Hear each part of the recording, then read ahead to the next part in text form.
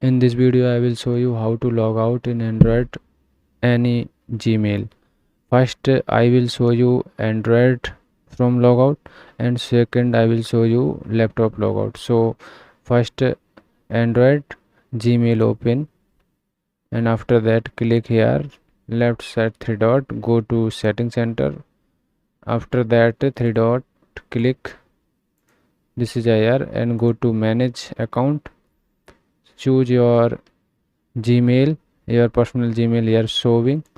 So I want any email, choose, tick, okay, and remove option. This is show. Click remove your Gmail permanently logout. This method use,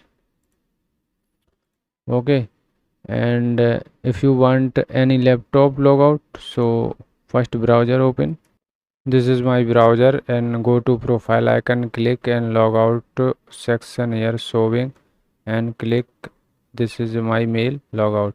You can see this method use, okay.